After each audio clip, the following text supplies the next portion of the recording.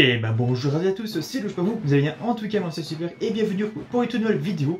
Donc aujourd'hui nous sommes le lundi 6 juin et c'est le lundi de Pentecôte. Et le lundi de Pentecôte en Belgique nous avons la marche Sainte-Rolante à Gerpine. Donc voilà, donc comme vous avez pu voir dans le titre de la vidéo, dans ces vidéos je vais vous parler d'un nouveau folklore que nous avons en Belgique qui sont les marches folkloriques de l'Entre-Sambre-Meuse, dont fait partie la marche Sainte-Rolante de Gerpine qui se déroule aujourd'hui au moment où j'ai posté ces vidéos en tout cas. Donc voilà. Donc pour commencer, les marches de l'Entre-Sambre-Meuse sont un ensemble de marches folkloriques qui se déroulent de mai à octobre en Belgique, dans l'Entre-Sambre-Meuse bien évidemment.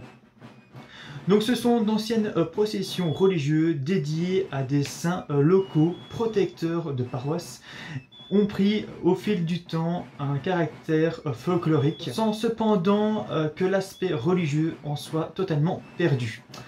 Elles sont accompagnées d'escortes armées également traditionnelles. Alors, en 2012, 15 de ces marches ont été reconnues comme chefs-d'œuvre du patrimoine oral et immatériel de l'humanité par l'UNESCO, comme le Carnaval de Marche par exemple, ou le Doudou de Mons. Donc voilà. Donc pour commencer, nous avons la marche d'Acco de la commune de Gerpine pour la marche Saint-Roch et Saint-Frégo.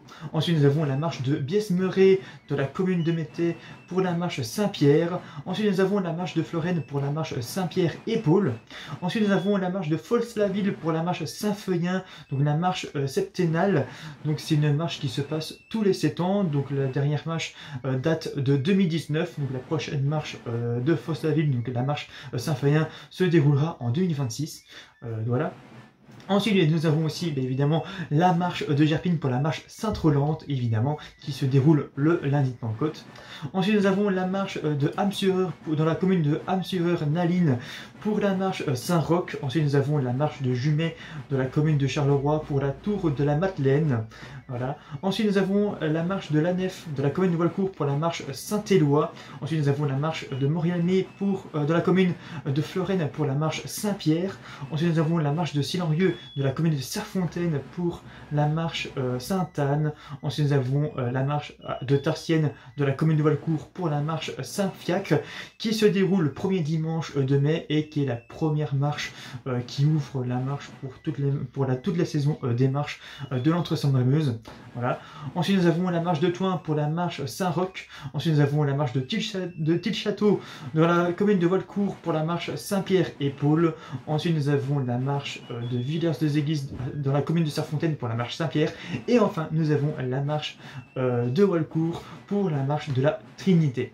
Donc voilà pour toutes ces marches qui ont été reconnues par l'UNESCO. Alors, un peu d'histoire. Donc, les marches folkloriques de l'Entre-Sambre-Meuse trouvent leurs origines dans les processions de croix banales du Moyen-Âge. Celles-ci avaient lieu dans l'octave de la Pentecôte et étaient destinées à rendre hommage et à permettre de verser la baule à l'abbaye suzeraine voisine d'où dépendait le clergé. L'escorte militaire qui les accompagnait avait pour but d'en rehausser l'éclat, mais aussi de préserver les pèlerins contre les bandes de malfaiteurs qui rôdaient à cette époque dans nos contrées. Ces compagnies spéciales d'archers et arbalétriers, que l'on appelait serments, furent des ancêtres des marcheurs. Les uniformes que nos aïeux portaient ont bien évolué au cours des temps et les marcheurs ont connu des hauts et des bas. C'est dans le courant du XVIIIe siècle qu'une crise importante frappe nos marches, car de plus en plus de cérémonies devenaient un prétexte pour s'amuser et tourner le religieux en dérision, ce qui ne plut pas au clergé qui interdit ces manifestations. Les costumes reprendront en 1802 après le concordat signé entre Napoléon Ier et le pape Pie VII. C'est à ce moment que les marches prirent un nouvel essor et devinrent des escortes militaires. Et en ce qui concerne les costumes adoptés dans nos régions, aujourd'hui ils sont du Premier et du Second Empire. À ce sujet, il est certain que l'on a d'abord marché en Premier Empire, car de nombreux défroques de l'armée de Napoléon étaient disponibles dans nos régions. Ces uniformes se dégradant, nos marcheurs ont adopté les costumes militaires de l'époque qui a immédiatement suivi. C'est-à-dire les uniformes que l'on appelle du Second Empire, mais qui sont pour la plupart des uniformes de notre première armée belge de 1830 et des uniformes de la guerre civique de 1850. Aujourd'hui, on peut rencontrer ces deux types de costumes dans nos compagnies. Alors le mieux, c'est de découvrir ou de vivre en assistant à l'une des nombreuses marches qui se déroulent dans notre belle région. Alors moi, ce que je vous propose, c'est que je vais vous mettre en fin de vidéo une partie d'une vidéo que je vous ai filmée à Finneville, donc dans ma ville, pour la marche Saint-Philippe. Voilà, donc je vais mettre ça en fin de vidéo. Donc si vous voulez directement aller la voir, bon, je vous propose d'aller voir sur ce temps. Donc voilà. Et enfin, voici les protocoles communs. Donc pour commencer, la procession est presque toujours ouverte par un peloton d'hommes portant des uniformes de sapeurs. Ils sont reconnaissables par le port de tablier blanc, de toile ou de cuivre, et ils portent une hache. Vient ensuite la batterie. Donc cette phalange musicale est composée de tambours et de fifres exécutant des airs traditionnels. Donc ce sont les musiques que vous pouvez entendre en fond de la vidéo. Donc voilà. Menée par un tambour-major, la batterie est parfois suivie d'une société de musique, d'une fanfare ou d'une harmonie. Ensuite, suivi les majors à cheval. Donc ce sont des officiers qui sont montés à cheval, donc leurs noms peuvent varier. Voilà, donc ce sont eux qui, en règle générale, commanderont les salves. Donc ce sont les décharges. Donc à chaque fois qu'ils font un arrêt, ils tirent de la poudre, évidemment, pas des balles. Voilà. Ensuite vient le drapeau et son escorte. Donc les plus souvent constitués de jeunes enfants portant des uniformes d'officiers. Donc ils sont placés entre le major et un peloton de tireurs. Ces derniers peuvent être revêtus de costumes de voltigeurs, grenadiers, zouaves, etc. Donc lorsqu'il y a des troublons, ceux-ci forment généralement des rangs. Donc le rôle principal des tireurs est de faire parler la poudre lors des décharges, donc les salves comme je vous ai dit auparavant, en l'honneur du saint ou des personnalités recevant la procession. Donc évidemment, ils font des décharges soit pour aller par exemple à l'église ou alors quand ils s'arrêtent à une chapelle, mais aussi ils peuvent des fois s'arrêter par exemple pour un officier ou alors quand ils s'arrêtent à un café par exemple. Donc voilà. Le clergé vient ensuite accompagner les reliques et suivi par les pèlerins. Donc dans certains villages, un peloton de cavaliers peut également être adjoint à la compagnie. Donc lorsque c'est le cas, ils ouvrent souvent la route en se plaçant au devant de la compagnie. Donc voilà pour la constitution des marches de l'Entre-Saint-Meuse. Donc voilà. Donc maintenant je vais vous laisser avec la vidéo que j'ai tournée à la marche Saint-Philippe de Finneville, donc dans ma ville, qui s'est déroulée le 1er mai. Et moi je vous retrouve juste après, donc à tout de suite.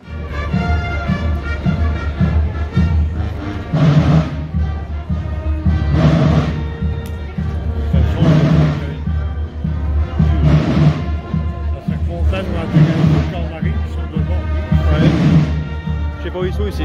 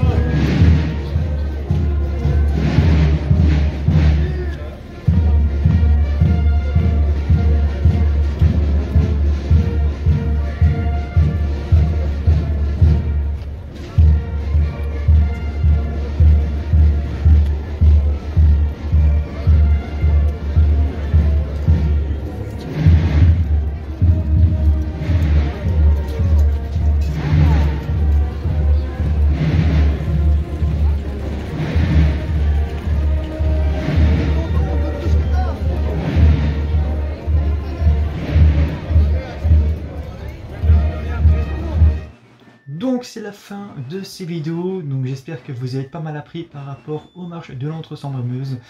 Donc voilà, donc je compte dans les prochains mois faire une vidéo sur une marche en particulier. N'hésitez pas à me dire dans les commentaires si ça vous intéresse évidemment. Donc c'est la fin de ces vidéos. Donc si vous avez aimé la vidéo, n'oubliez pas de liker la vidéo, de la partager et de vous abonner si vous avez envie. Donc moi je vous dis à la prochaine pour une prochaine vidéo. D'ici là, portez-vous bien et ciao à tous.